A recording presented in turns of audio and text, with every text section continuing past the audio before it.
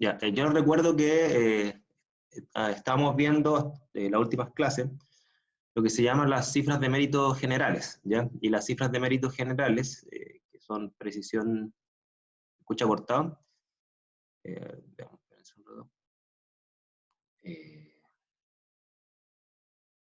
déjenme ver cómo están ustedes.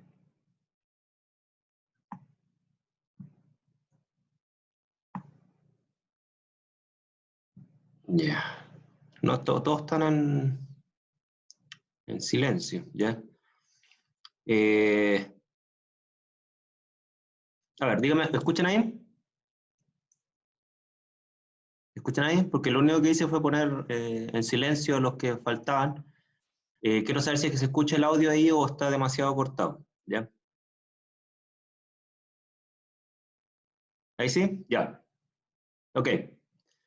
Ya, entonces estaba diciendo que lo que estábamos viendo en la última clase son las cifras de mérito generales, que son las cifras de mérito de precisión y exactitud, y la vimos tanto a nivel conceptual como a nivel matemático, y también a nivel de aplicación de test estadísticos asociados a evaluar la calidad y la confianza, sobre todo, de los resultados analíticos, ¿ya? Y vimos lo que era precisión a dos niveles, repetitividad y reproducibilidad. Vimos precisión absoluta como desviación estándar, precisión relativa como coeficiente de variación. Vimos también exactitud como sesgo absoluto, como sesgo relativo. Vimos los test de precisión, el test de Fisher. Vimos los test de exactitud, los tres test T de exactitud, ¿no es cierto? Tanto para comparar con un valor de referencia como para comparar dos conjuntos de datos. Y también vimos cómo todo esto nos sirve para evaluar la confianza en un resultado y para cortar las cifras significativas de un resultado. Hasta ahí vimos las últimas sesiones, y lo que vamos a ver desde el día de hoy se llama las cifras de mérito para métodos relativos, que es la cifras de mérito para métodos que requieren curva de calibrado. Entonces, antes de empezar, yo quiero saber si tienen alguna consulta, alguna pregunta para responderla antes de avanzar. Así que los leo, los escucho. Si tienen alguna consulta, si no, empezamos. Díganme, ¿alguna consulta?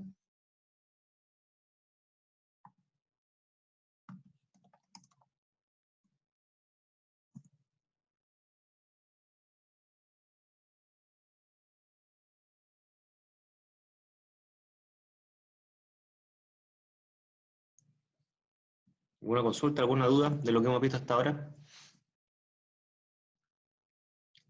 Ya, Kevin, tienes una duda del test de Fisher. ¿Cuál es tu duda del test de Fisher? ¿Quieres saber para qué sirve o hay alguna parte del cálculo que te pierdes?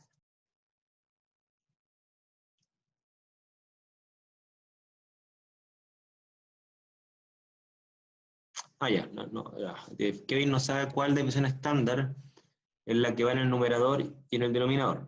Ya, mira, la respuesta es bien simple. Tienes que elegir la que tiene mayor desviación estándar. El conjunto de datos que tiene la mayor desviación estándar, esa es la que va en el numerador. ¿Ok? ¿Por qué? Porque el valor de Fisher calculado no puede ser menor a 1. ¿Estamos? Entonces, cuando tú tienes un conjunto de datos, tú simplemente eliges el que tiene mayor desviación estándar, y ese es es el conjunto de datos 1, que es el que va en el numerador para calcular el F. ¿Ya? No sé si te respondo la pregunta o lo veo con algún ejemplo en Excel, no hay problema.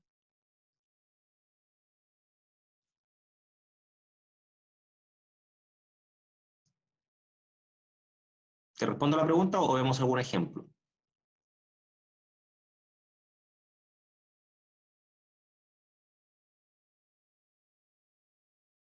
¿Hola?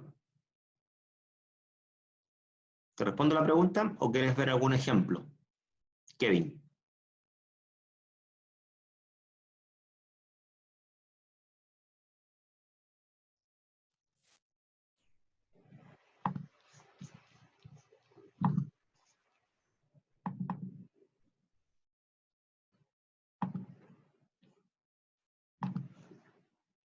Kevin, ¿puede repetir, por favor? Porque se cayó el chat y volvió.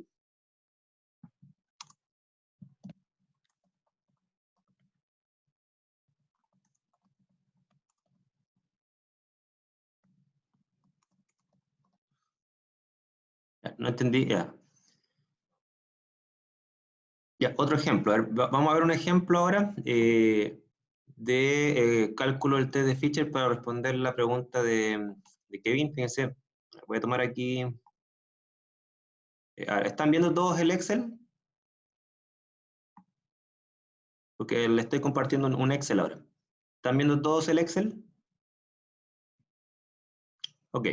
Les voy a poner aquí dos conjuntos de datos, ¿no es cierto? Supongamos que ustedes están comparando dos métodos y aquí tienen el método 1,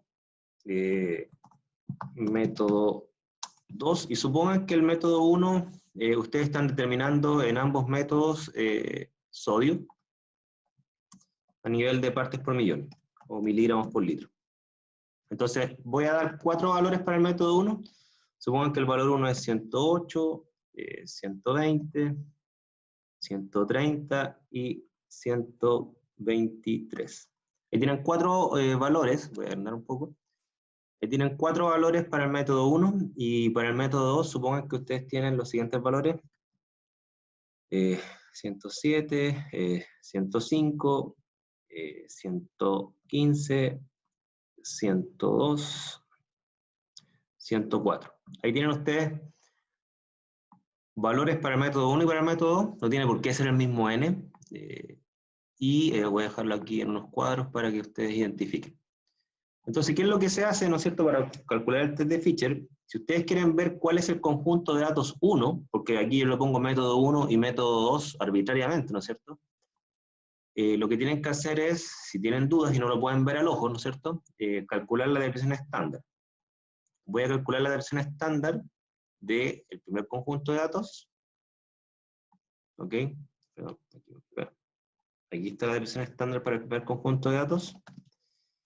Y voy a calcular la desviación estándar del segundo conjunto de datos. Si ustedes se fijan acá, ahora sí. Ya, se cayó de nuevo, el internet está medio inestable. Están viendo el Excel, ¿no es cierto? Entonces, como les decía, y si ya empezamos con el tema del internet. Como les decía, entonces ahí tienen dos conjuntos de datos. Si ustedes se fijan, el conjunto de datos 1, que lo voy a marcar aquí en rojo, el conjunto de datos 1 es el que tiene la mayor desviación estándar. Por eso, para efectos del test de Fisher, ese es el conjunto de datos que ustedes tienen que elegir como 1 por cuánto tiene la mayor desviación estándar. Y si ustedes calculan el F, voy a calcularlo a mano, después lo voy a hacer con la herramienta, el F calculado, recuerden que, ¿cómo es el F calculado? El F calculado es la relación del cuadrado de las desviaciones estándar. Se puede poner acá el S cuadrado, ¿ya? Que es la desviación estándar al cuadrado. Voy a ponerlo al cuadrado para que quede bien bonito y nadie se pierda, ¿no es cierto? Ya. Aquí voy a calcular las varianzas, es decir, es la desviación estándar multiplicado por sí misma. Aquí está la varianza del conjunto de datos 1, 84.25. Aquí está la varianza del conjunto de datos 2, 25.3. Por lo tanto, el F calculado, y por eso hay que elegir el conjunto de datos 1, el que tiene mayor desviación estándar, el F calculado es la varianza más grande, esta, 84.25, dividido por la varianza más chica. Y ahí da un F calculado de 3.3. ¿Okay? Ese es el F calculado que hay que compararlo con el F de tabla. ¿Estamos? Para concluir si es que los resultados tienen precisiones similares o precisiones diferentes. Por ejemplo, yo lo voy a hacer aquí con la herramienta que yo les mencioné, la que trae incorporada Excel, ¿no es cierto? Lo voy a hacer acá al lado. Voy a irme a datos, a análisis de datos, y me voy a la prueba Fisher de 2 muestras. Me dice rango para la variable 1. Hay que poner en la variable 1 el conjunto de datos más impreciso, es decir, que tiene mayor desviación estándar. Este es el conjunto de datos 1. Y el rango de variable 2 sería el que tiene menor desviación estándar, este. y le pido que me entregue el cálculo, rango de salida. Ya.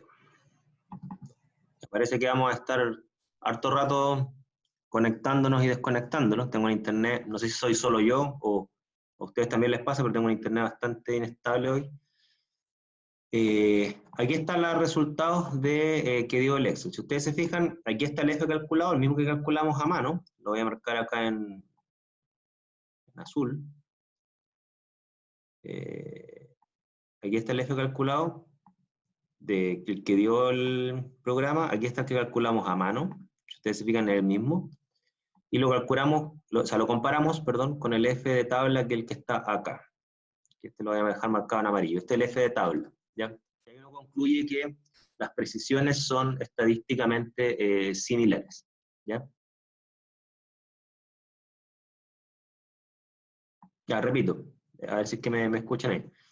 Entonces, lo que calculamos recién, ¿no es cierto?, es el F calculado en base a los dos conjuntos de datos, ¿no es cierto?, y elegimos como rango de datos 1, es decir, el que va en el numerador del F.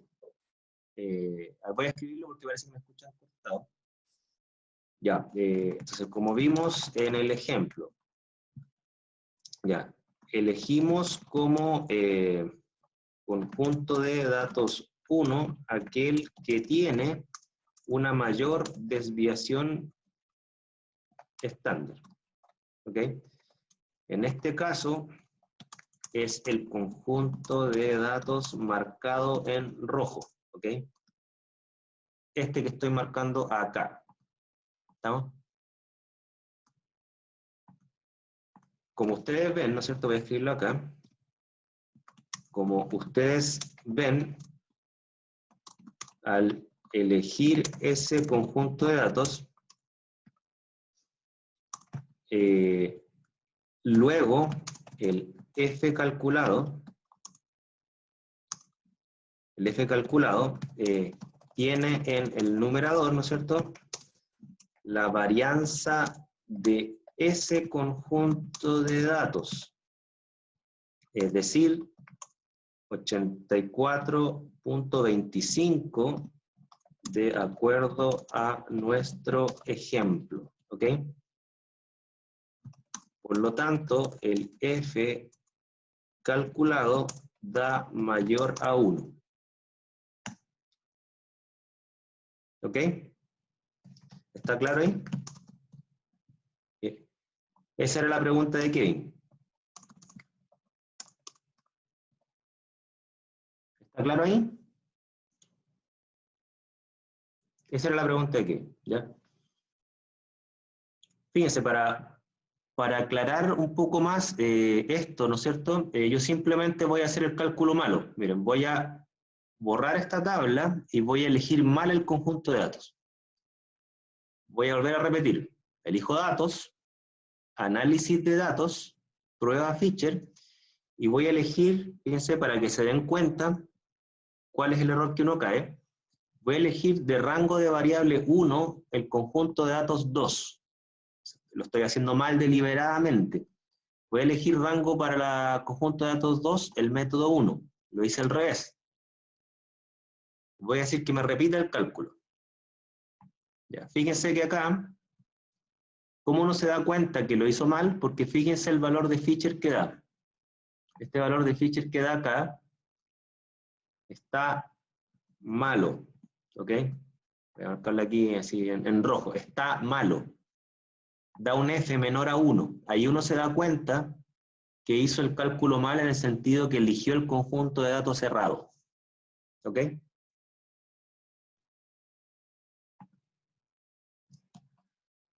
¿Dudas?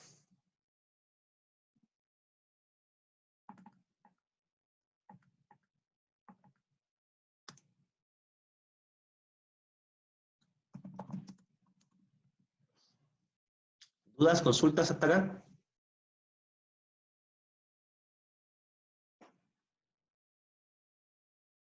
Así es, Rocío. O sea, Rocío pregunta si es que se elige como valor A o valor 1, ¿no es cierto? El que tiene mayor varianza. Exactamente. Sí, así es. Y ya, ahí hay dos formas de verlo, ¿no es cierto? La primera, al ojo, si es que tienen un ojo entrenado. La primera forma de verlo es al ojo, si es que tienen un ojo entrenado. Si ustedes ven al ojo, ¿cuáles tienen datos más dispersos? La segunda es calculando la varianza, antes de hacer el test F, que es lo que hicimos ahora precisamente, ¿ya?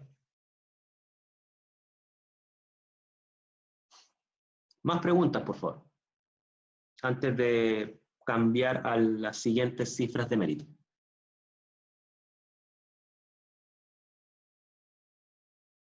¿Más preguntas?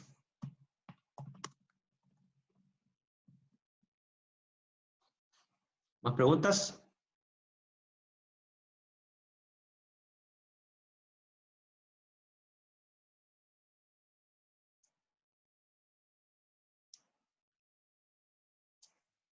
Ok. Ok, entonces vamos a pasar al tema siguiente. Vamos a pasar al tema siguiente, que es el tema de cifras de mérito relativas, ¿ya? Denme 5 segundos para cambiar el archivo. Ok.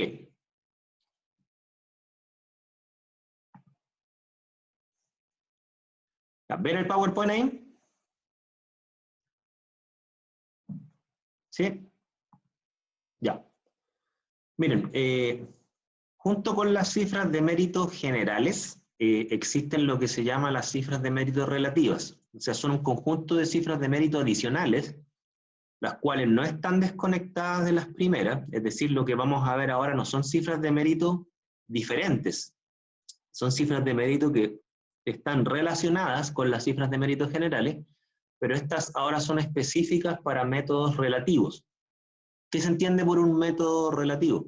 Es aquel método que requiere calibrar la relación entre cantidad y señal analítica, ¿ya? Cuando hablamos de señal analítica nos referimos a la señal del instrumento. Por ejemplo, un pH, ¿no es cierto?, que en un pHímetro se mide a través del potencial.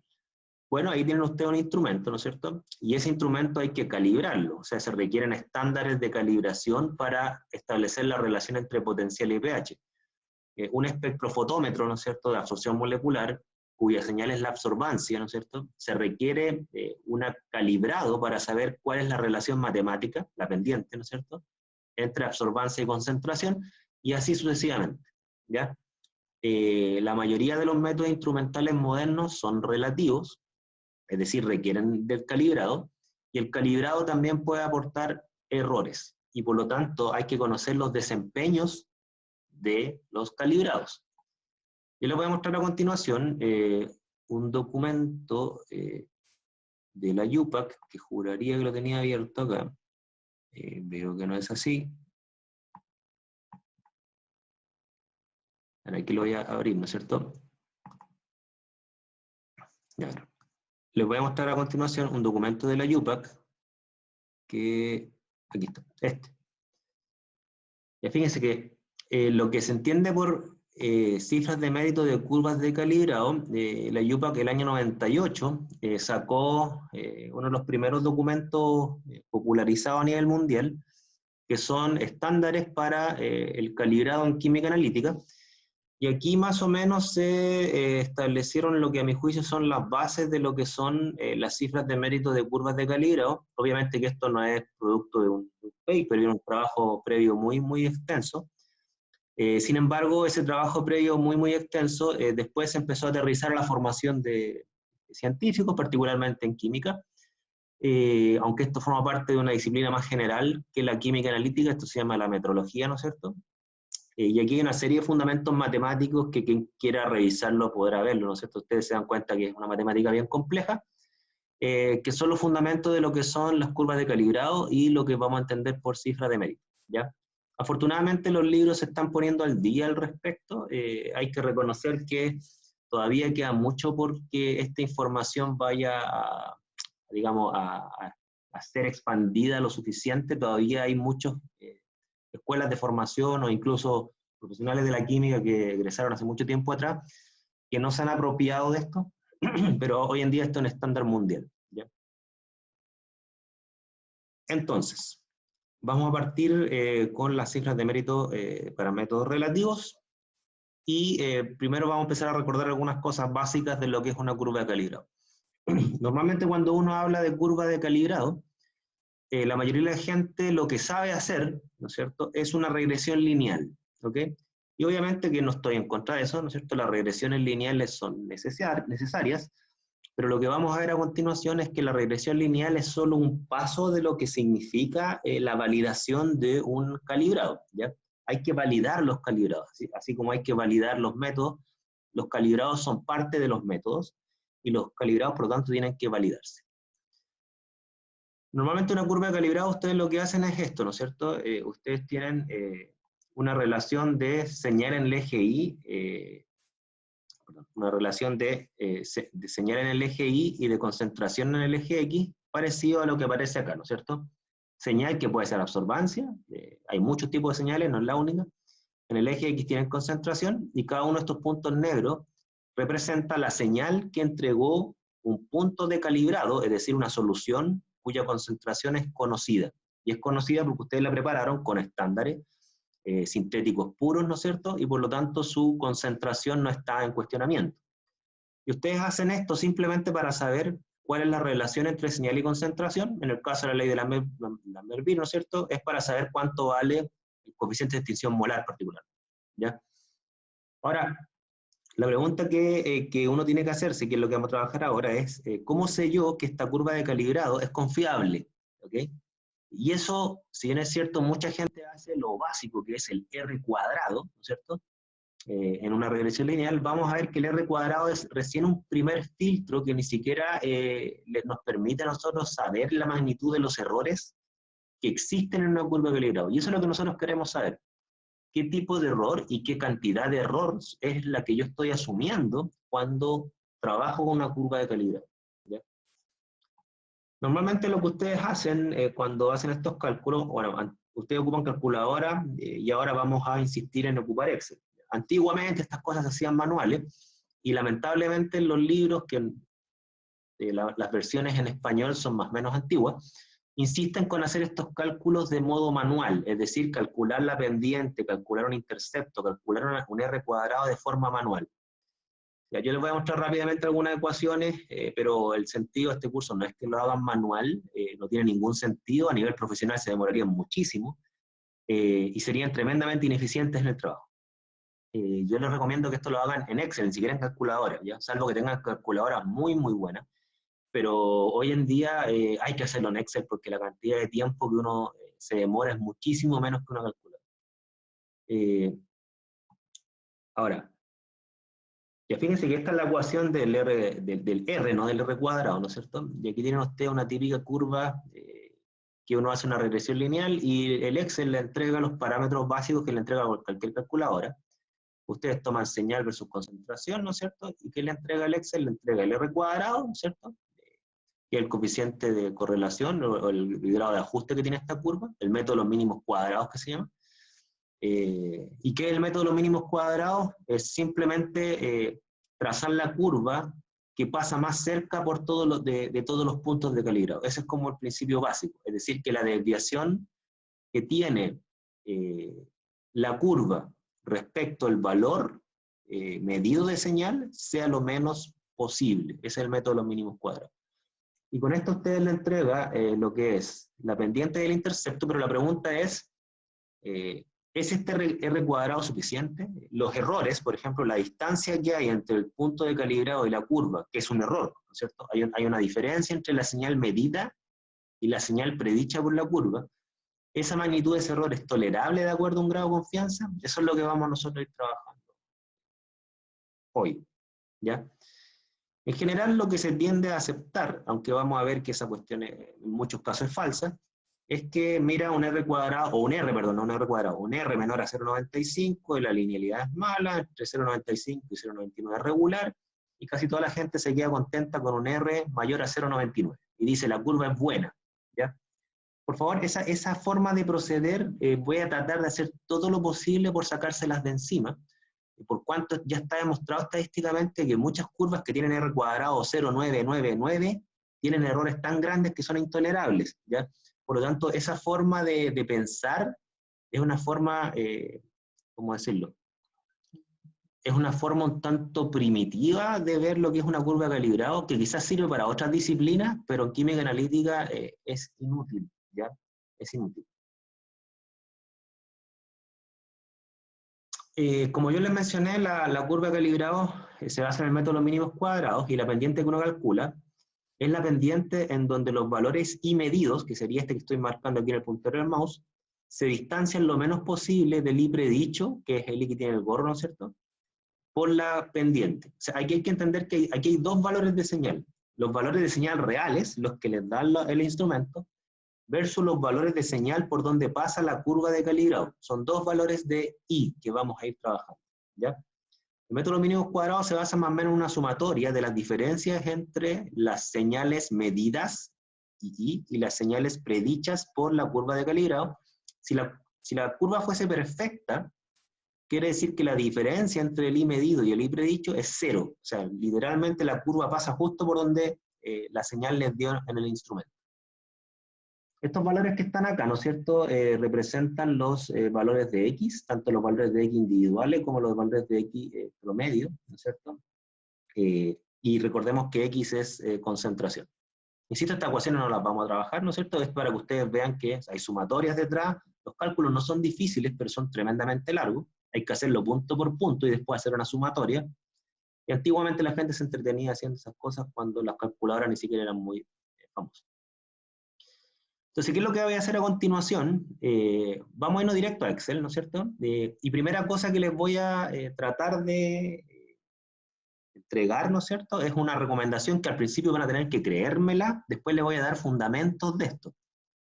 Esta es la típica curva de calibrado, ¿no es cierto?, donde uno tiene en una tabla concentraciones y luego tiene réplicas, ¿no es cierto?, y estas réplicas son el número de veces que uno mide la señal por solución.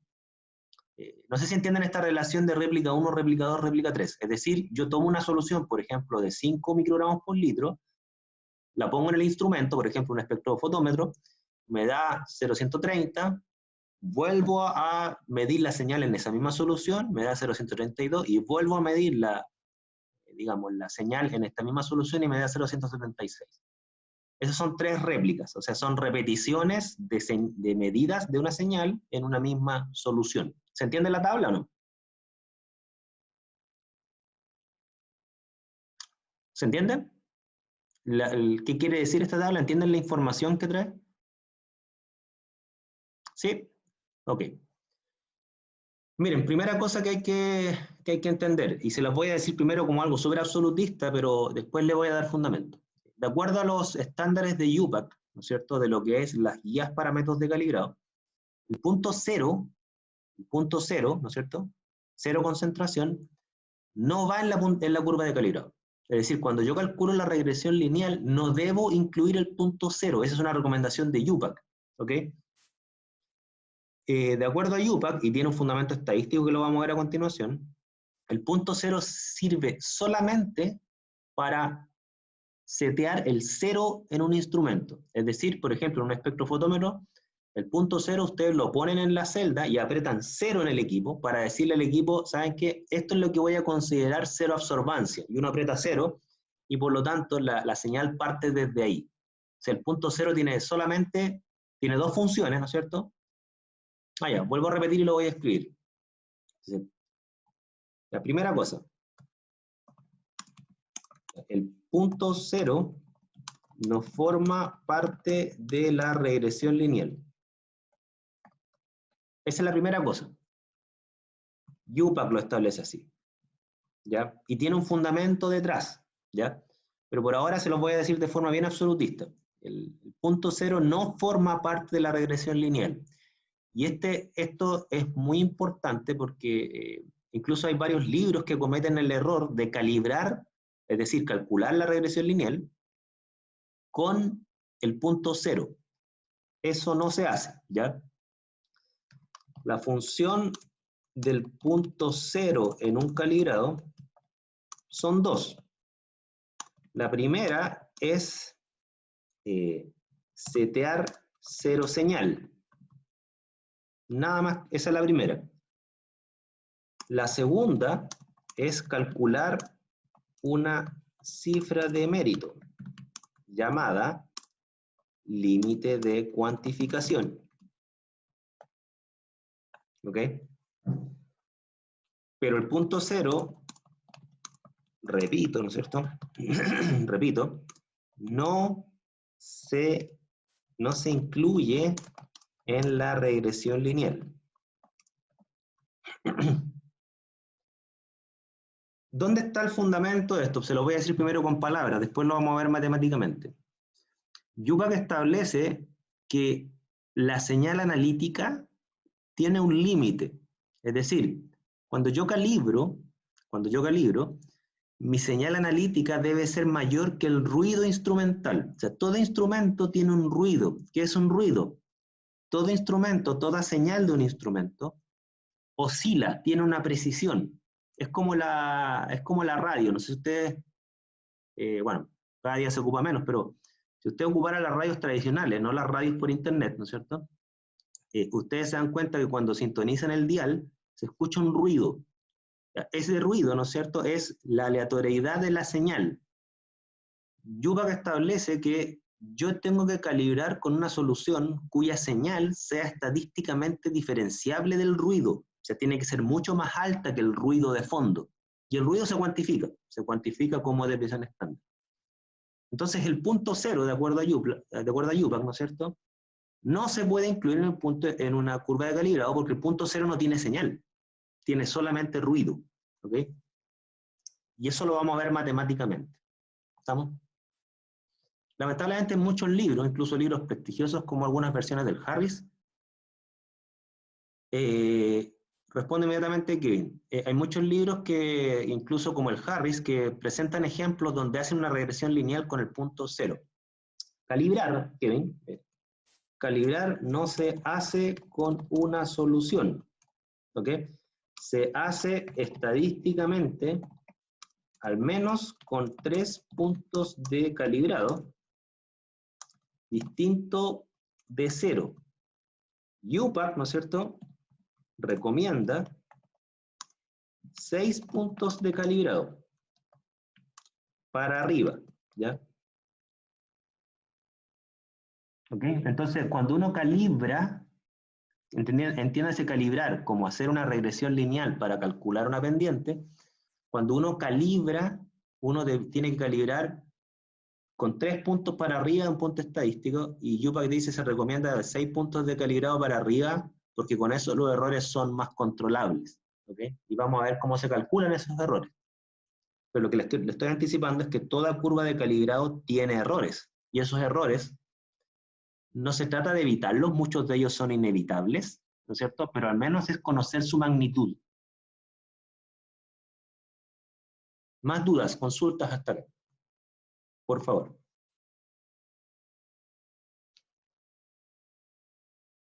Entonces, si ustedes se fijan, esta es la curva de calibrado que nos quedaría, de acuerdo a estos valores, sin incluir, repito, sin incluir el punto 0.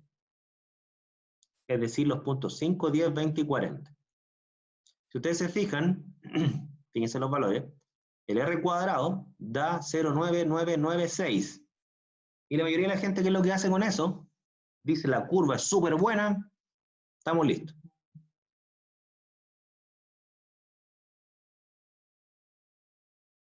Dudas, consultas hasta acá.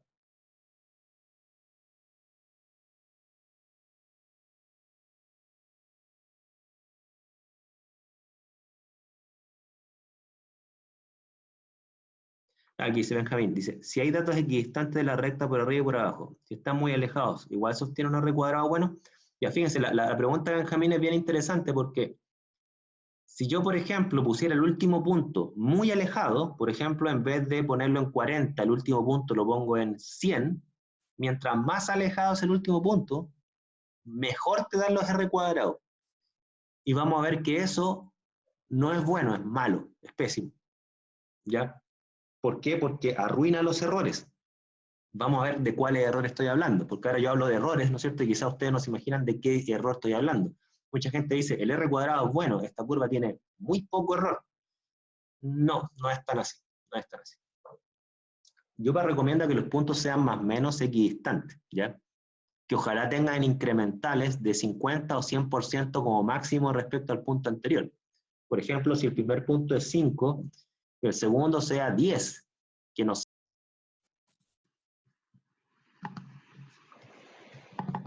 Ya, volvieron.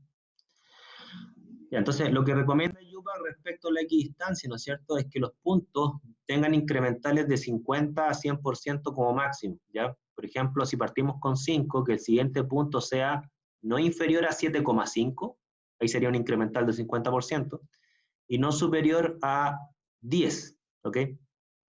Si el segundo punto es 10, el tercero debe ser 15 o como máximo 20, y si el tercer punto es 20, el cuarto no debiese ser mayor a 30 o máximo 40. Eso es lo que se recomienda para que exista cierta equidistancia, como lo estaba planteando Benjamín, creo, no recuerdo bien. Más preguntas, dudas hasta acá. Esta es una curva de mercurio, la que están viendo acá. La relación de absorbancia y concentración para mercurio.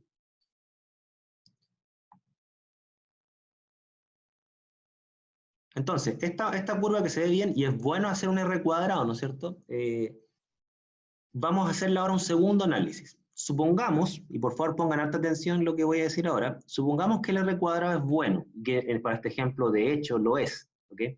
Supongamos que el R cuadrado es bueno. Si el R cuadrado es bueno, es decir, tiene de 2 nueves para arriba, ¿no es cierto? Ahora recién vale la pena hacer el análisis de los errores con fineza, ¿ya?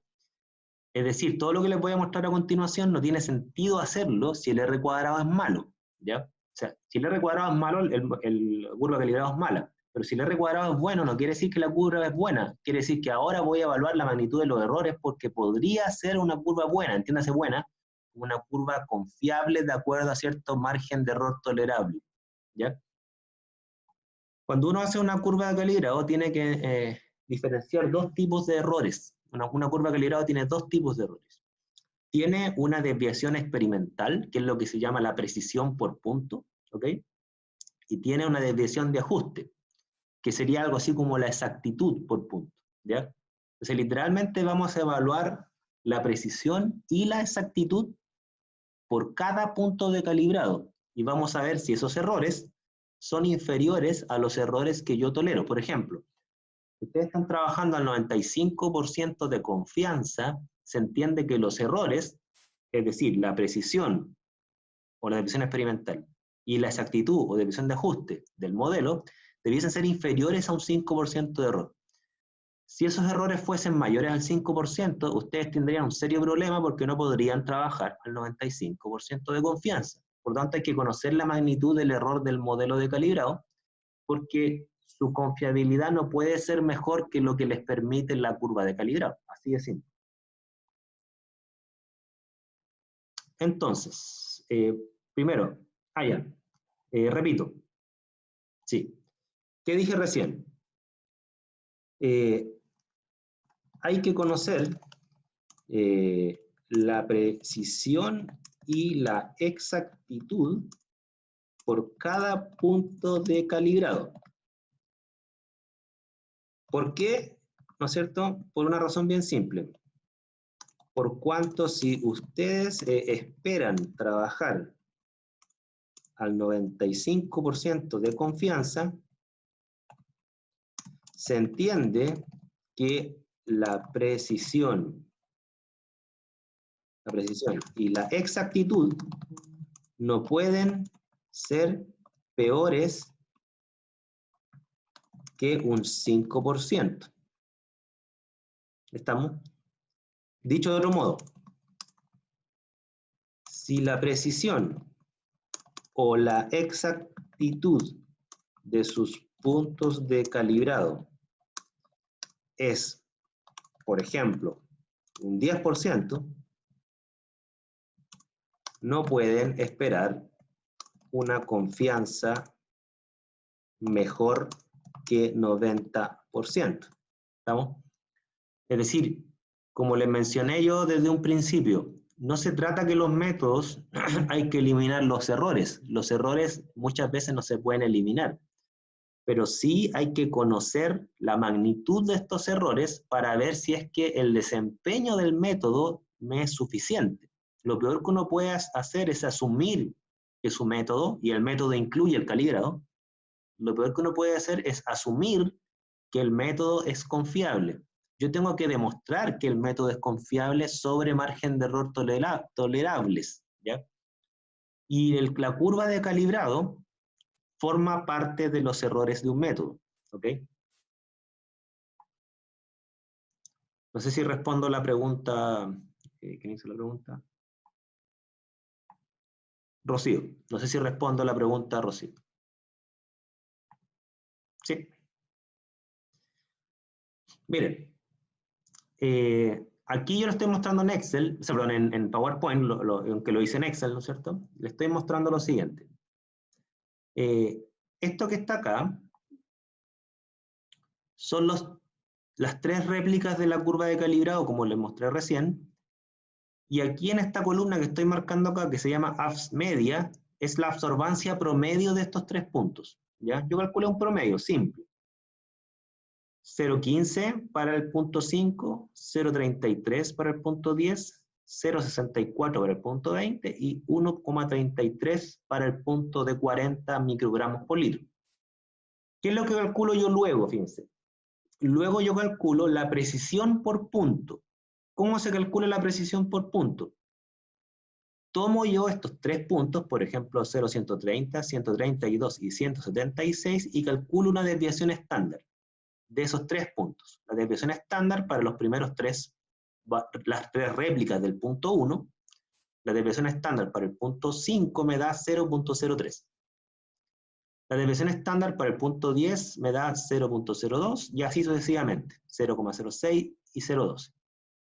¿Qué es lo que calculo yo con esa desviación estándar? Calculo el porcentaje de precisión o la precisión relativa. ¿Cómo se calcula esto? Se toma la desviación estándar, 0,03, se divide por el promedio, 0,15 para el punto 5, y se multiplica por 100. ¿Qué quiere decir esto? Fíjense, para este ejemplo, quiere decir que el primer punto, el punto de 5, tiene una precisión relativa de un 17,8%. ¿Ok? Quiere decir que la señal oscila, como desviación estándar relativa, al menos un 18%. O sea, su error indeterminado, calculado como precisión relativa, es un 18%. Es imposible esperar una confianza de un 95%. No sé si se entiende eso.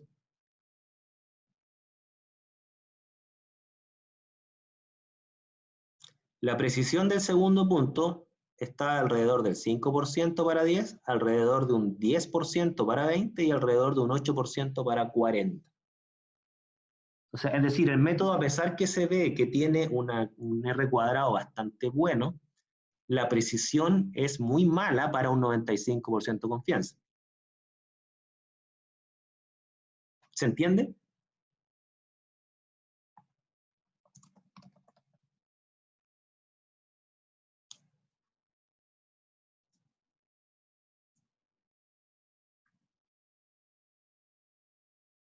¿Se entiende o no?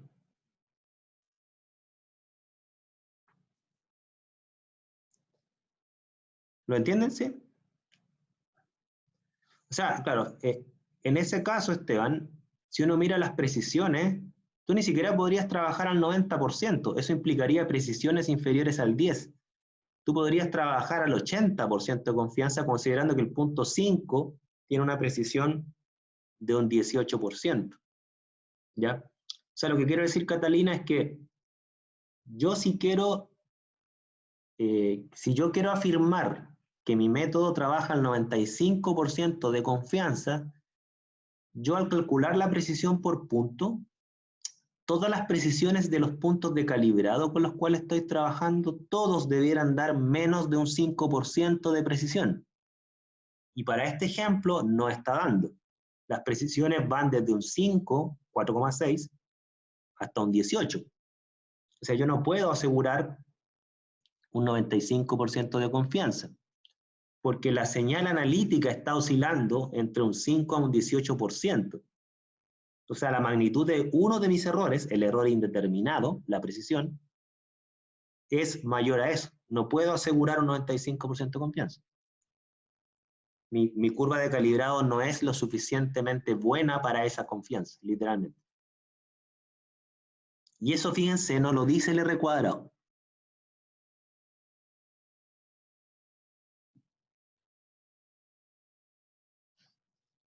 ¿Y qué se hace en ese caso? Buena pregunta. Hay varias opciones, pero todas ellas hay que evaluarlas, ¿ya? Una opción, por cierto, y a veces pasa, una opción es que justo esa medida, por ejemplo, fíjense, la réplica 3 del punto 5 da 0,176. Justo la réplica 3 es la que se escapó por una razón instrumental. ¿Sí? Subió la corriente, fue una cosa circunstancial. Claro, lo que uno podría hacer en ese caso es eliminar la réplica 3, pero eliminarla así matemáticamente. Eso no es lo deseable sería volver a medir el punto 5. En realidad volver a medirlos todos, literalmente. A lo mejor justo en esa vez pasó que el equipo no estaba funcionando con buena precisión, porque no estaba mantenido, porque las partes y piezas son antiguas, hay muchas posibilidades. Uno, ¿qué es lo que hace? Literalmente tendría que volver a hacer las medidas, resolviendo las hipotéticas causas de esta imprecisión. Si al resolver eso mejora la precisión, quiere decir que ahí están trabajando en buenas condiciones y pueden quedarse con esta nueva curva, ¿ya? La otra opción, ¿no es cierto? Perdón, que a veces pasa, es que en realidad su instrumento, en las mejores condiciones de trabajo, no tiene mejor precisión que esa. Y ahí literalmente, si esa precisión no les sirve, tendrían que pensar seriamente en cambiar de técnica, ¿ok? La tercera opción, que normalmente es la más probable, casi todos los casos, es que ustedes están trabajando, y pongan harta atención con lo que les voy a decir, porque esto es muy importante y lo voy a repetir muchas veces.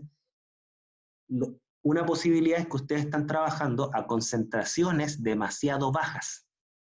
Es decir, sus concentraciones son tan bajas que la señal analítica es demasiado pequeña y el ruido de fondo significa una imprecisión muy grande para una señal tan baja. Normalmente las precisiones tienden a empeorar a concentraciones muy, muy bajas. Y eso también lo vamos a ir viendo, ¿ya? Después yo les voy a enseñar cómo tratar una curva de calibrado para quedarse con la mejor zona de la curva, ¿ya? O sea, en el fondo, Javier, hay varias posibilidades y hay que irlas probando todas y evaluando. No hay una receta mágica acá, lamentablemente. Pueden ser tantas causas y eso ya va a depender de la naturaleza del instrumento, el tipo de muestra, los intervalos de concentración utilizados. O sea, no se puede dar una receta general.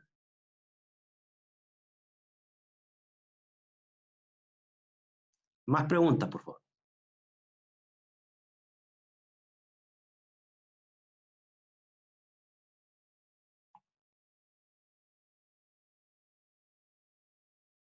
¿Sí? Miren, veamos un ejemplo en Excel ahora. Que nos queda un poco de tiempo. Tomemos un ejemplo en Excel, ¿ya?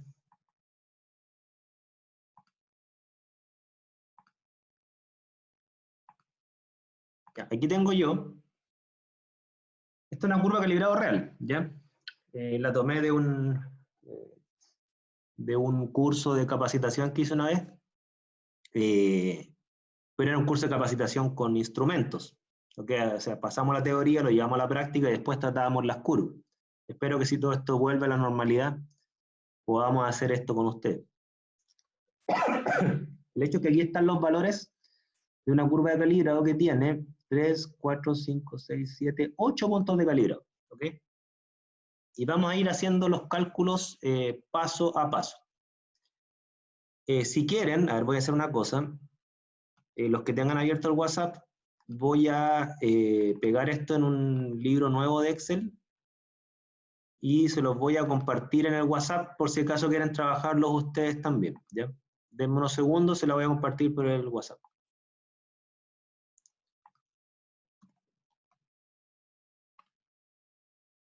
Después lo voy a subir obviamente esto al navegador, ¿ya? Voy a ver aquí el WhatsApp. A ver.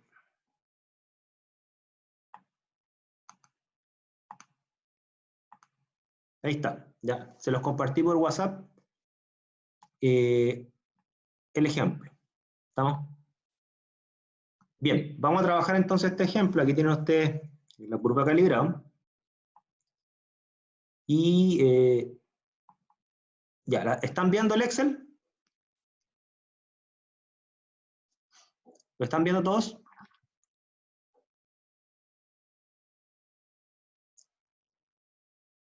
¿Lo están viendo todos? Sí, ya. Entonces, primer paso. Vamos a calcular un tipo de error. Recuerden que la curva de calibrado implica determinar dos tipos de errores. O sea, estamos haciendo la mitad del trabajo. En la próxima clase vamos a hacer el siguiente, creo yo. Primer paso, calcular absorbancia promedio. ¿Ya? Entonces vamos a calcular la absorbancia promedio. ¿Cómo se calcula? Bien fácil, van a función. Y en función debiese estar la función promedio en la primera ventana. Si no la encuentran, se van a funciones estadísticas y buscan promedio, ¿ya? Aquí normalmente está aquí, promedio. Entonces, ¿el promedio de qué vamos a calcular? El promedio de las réplicas, es decir, hacia la derecha, horizontal, de estos tres valores, por ejemplo, para el punto 0,5. Ahí me calculó el promedio del punto 0,5. Y voy a calcular el promedio de todos los puntos. Como Excel tiene la famosa herramienta de arrastre, marco hasta la esquina inferior derecha, aprieto, bajo, suelto y me calcula todos los promedios. ¿Ya? Ahí está la absorbancia promedio. ¿Dudas hasta acá? Consultas.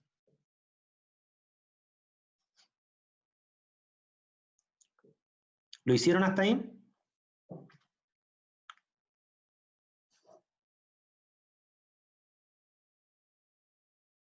Sí. Paso 2, ¿no es cierto? Vamos a calcular la desviación estándar, ¿ya? Mismo cuento, aprieto función, me voy a buscar la desviación estándar muestreal, acá está, desviación estándar muestreal, acepto, ¿y de qué es desviación estándar? De estos tres valores. ¿Ok? Acepto. Ahí me calculó, voy a hacerle doble clic a la celda, ahí me calculó la desviación estándar de estos tres valores que están marcados en el cuadro azul. Y luego para calcular hacia abajo, nuevamente aprieto, esquina inferior derecha, arrastro y suelto. Ahí me calculó las desviaciones estándares de todos los puntos. Voy a encerrarlo en cuadrito para que se vea ordenado.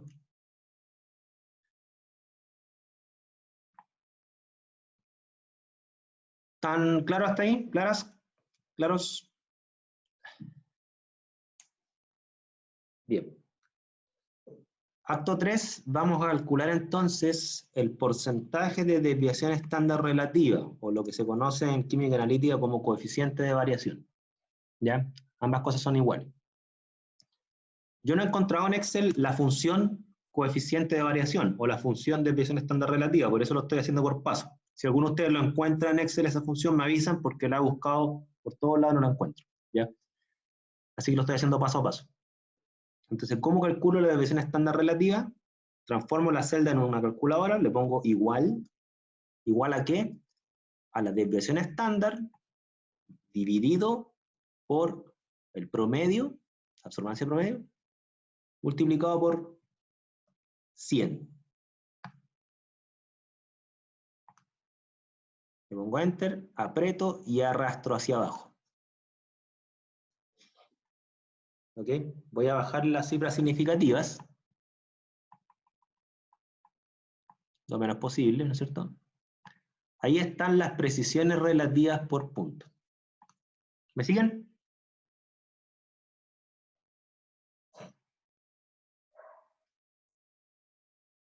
¿Sí?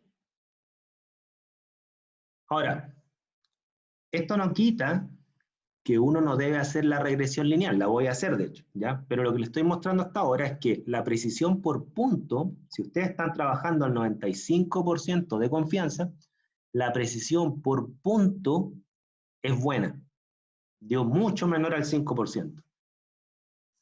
¿Me siguen?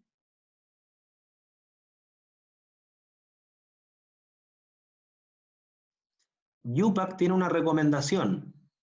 Dice que si ustedes van a trabajar al 95% de confianza, el error de la curva, es decir, la precisión y el sesgo, debiese ser inferior al 3%. Quizás a ustedes les llamará la atención. ¿Y por qué inferior al 3 y no inferior al 5? UPAC dice, debe ser inferior al 3 por una razón bien simple. El 5% de error en un método que se trabaja al 95% de confianza no considera solo el error de la curva, son los errores de todas las etapas analíticas.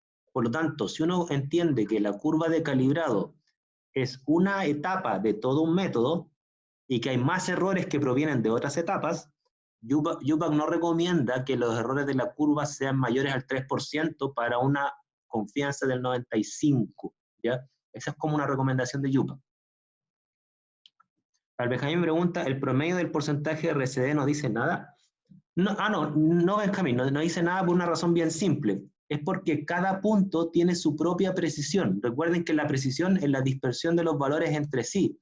Y normalmente se da en química analítica que tú puedes tener puntos de muy buena precisión, que tienden a ser normalmente los puntos más altos, y puntos de muy mala precisión, que tienden a ser los puntos más bajos, en una misma curva.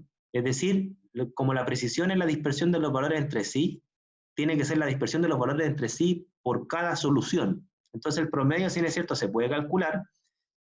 Por ejemplo, suponte que el promedio fuese 3%. Sin embargo, si tú tienes un punto que tiene una precisión de un 20 y otro que tiene una precisión de 0, el promedio no te va a decir nada respecto de lo malo de ese punto de 20, ¿ya? Si por ejemplo, voy a poner un caso así falso, supongamos que el primer punto de calibrado diera una precisión de, voy a poner acá, de un 15, este fuese un 10, y así tú vas para abajo, y los otros son 2, 1, 1, 0, 0, 5. Si tú vas calculando todas estas precisiones y calcularas un promedio como me plantea Benjamín, ¿no es cierto? Voy a hacerlo, de hecho. Si uno calculara un promedio, aquí, claro, yo calculo un promedio de todo esto.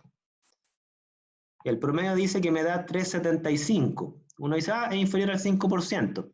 Pero ¿por qué no me dice nada de ese promedio, este? Porque no me dice nada de que estos primeros 2 puntos yo no puedo trabajar con ellos. O sea, de hecho, si esos fuesen los resultados reales, ¿yo qué tendría que hacer? La conclusión es bien simple y tajante. Yo no puedo calibrar con los primeros 2 puntos. Mi curva debiera partir en 2 ppm, no en 0,5 ni 1. ¿Me siguen? Si estos fuesen los resultados, ¿ya? Que no es el caso. Estoy inventando estos resultados a razón de la pregunta, ¿ya? Por eso el promedio no dice nada. El promedio no te dice nada respecto a qué punto es bueno y qué punto es malo. Para este ejemplo inventado, los primeros 2 puntos serían malos. Te está dando un claro indicio de que tus primeros 2 puntos calibrados no sirven.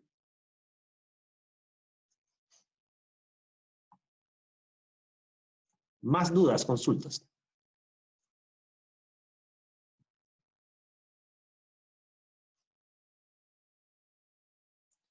Por eso los puntos de... han vuelto. Ya, por eso, como les decía, los puntos de calibrado, ¿no es cierto? Y deben tener más de una réplica, ya porque con una sola absorbancia yo no puedo calcular una precisión. Ahora la estamos calculando. ¿Estamos? Fíjense, esto no quita que hay que hacer la regresión lineal. La voy a hacer frente a ustedes, en caso que no sepan hacer regresiones lineales en Excel, ¿ya? ¿Qué es lo que uno hace? Bueno, marca la concentración, marca la absorbancia, y en este caso voy a marcar la absorbancia promedio, a pesar que para efectos de una regresión lineal uno podría marcar todas las absorbancias, no solamente las promedios. Yo voy a marcar el promedio, y voy a hacer un gráfico de puntos, ¿ya? Este gráfico de puntos. Ahí está el gráfico, ¿no es cierto? Voy a ponerle un título, ¿no es cierto?, que diga absorbancia versus ppm de sodio, ¿ya? ¿Y qué es lo que voy a hacer con este gráfico? Lo que hacen todas las calculadoras, ¿no es cierto? Voy a calcular una regresión lineal. Tengo una pregunta en chat. Sí, dale nomás, anda nomás, Javiera, me quedan 2 minutos, termino esta regresión lineal, lo que te pierdas lo puedes ver en el video, ¿ya? Voy a hacer la regresión lineal entonces, quien tenga que partir, vaya nomás, para que ustedes vean que el R cuadrado debiera dar bueno. ¿Cómo se hace la regresión lineal en Excel? Apretan con el clic derecho, repito, con el clic derecho cualquier punto, para que se marquen todos. Fíjense. Ahí está, clic derecho, y aquí yo aprieto agregar línea de tendencia. Línea de tendencia sería la ecuación y el R cuadrado. ¿Estamos? Entonces, acá tienen ustedes la ecuación de la recta y el R cuadrado. Voy a agrandar un poco esto. ¿Y qué hemos logrado hasta acá? Ya, Benjamín me hace una pregunta. Para eliminar un dato del medio de la curva. A ver, yo por razones de tiempo no voy a alcanzar a verlo ahora, pero te anticipo, Benjamín, que la mejor forma de eliminar datos que yo conozco, más que un test estadístico de Dixon, es que cuando tú eliminas el dato, por ejemplo, un punto intermedio de la curva, tienen que mejorar dos cosas, ¿ya? Primero tiene que mejorar el R cuadrado, evidentemente, si no lo está eliminando bien. Y segundo, tu intercepto, que en este caso es 0.0059, tu intercepto debe ser más próximo a 0. Si se cumplen esas dos cosas, tú ya tienes dos parámetros objetivos para poder decir que has eliminado un dato de forma estadísticamente correcta. Ahora, eso es un juicio estadístico. Analíticamente hablando, no se recomienda eliminar datos, se recomienda repetir el dato, en el sentido de repetir la medida analítica en la realidad. Eliminar datos es como una de las medidas menos malas que hay cuando uno ya se llevó los resultados para la casa y se dio cuenta que la curva es mala, y no puedes repetirlo. Pero ojalá tú te dieras cuenta de eso en tu trabajo, en el momento, y que repitas la solución, ¿ya? O repitas la medida de la solución. Vamos a ver casos de eliminación de datos en la próxima sesión. Entonces, ¿cómo quiero concluir la clase de hoy? Simplemente que ustedes se den cuenta que esta curva, por un lado, tiene un R cuadrado decente, ¿no es cierto? Y por otro lado, las precisiones son buenas. ¿Ok? En la curva anterior vimos que el R cuadrado también era bien bueno, incluso era mejor que este, pero las precisiones eran muy malas para un 95% de confianza.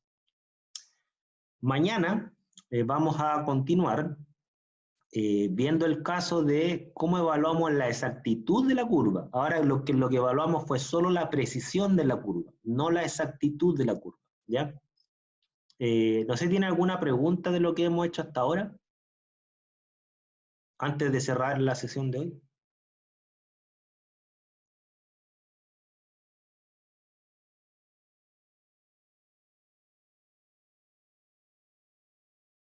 ¿Dudas, consultas? ¿No? ¿Todo claro? Bien, entonces que les quede claro que todavía no hemos terminado el análisis de regresión, ¿ya?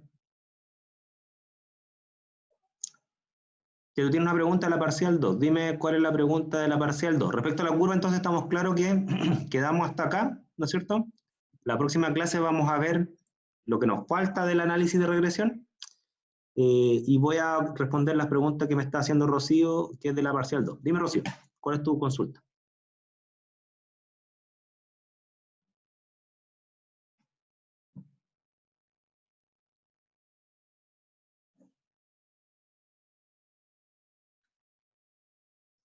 ¿Ya? Me estás preguntando por la confianza en el sulfuro respecto al material de referencia, ¿sí? ¿Cuál es la pregunta?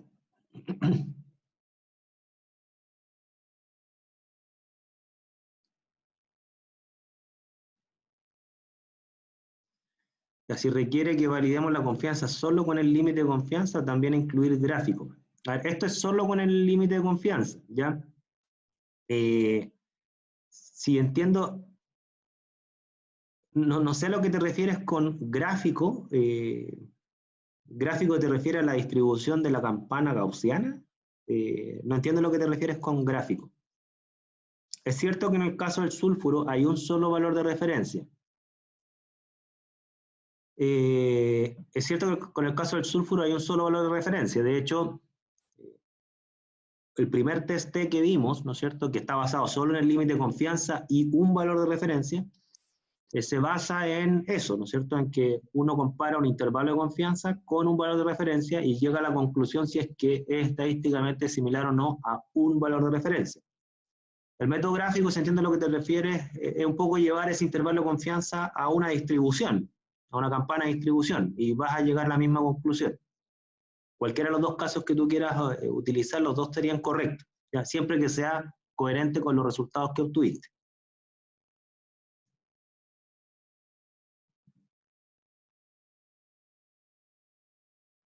Ok. ¿Más preguntas, por favor? Antes de dar por terminada la sesión de hoy.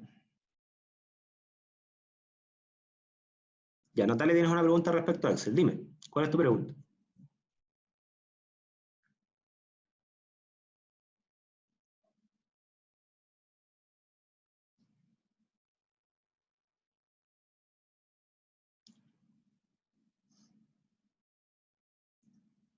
Cuando calculas límite de confianza y coloco el 0,05 te manda error.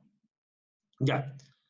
Lo más probable, Natalia, es que te mande error por cuanto quizás tú tienes el símbolo decimal en tu Excel no como punto, sino que como coma. Entonces, en vez de poner 0,05, tienes que poner 0,05. Pruébalo así, porque muchos errores se generan en Excel por cuanto no todos tienen el mismo símbolo decimal. Mi computador, como ustedes acaban de ver, tiene el símbolo decimal como punto. Pero la mayoría de los computadores con Windows en español tienen el símbolo decimal por defecto como coma. Entonces el Excel no reconoce el punto como símbolo decimal. Voy a poner acá. Entonces, lo más probable es que tengas el símbolo decimal como una coma en vez de punto. Por eso ingresa 0,05 en vez de 0,05. Prueba así, ¿ya? Entonces lo más probable es que el error te dio porque Excel no reconoce ese carácter.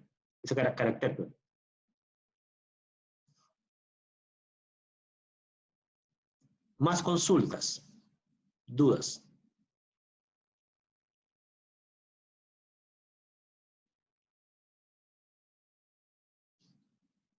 Ok. Bien, si no hay más consultas entonces, aquí terminamos la sesión de hoy. La próxima sesión vamos a continuar con el análisis de regresión. Esta es la sesión 1 de análisis de regresión. La próxima clase será la sesión 2 de análisis de regresión. Se los digo así para que no se pierdan después en el orden de los videos. Yo los voy ingresando así. Esta se va a llamar cifra de mérito, análisis de regresión parte 1, algo por el estilo, ¿ya? Nos vemos entonces el jueves a la misma hora, ¿ya? Que estén bien y cuídense.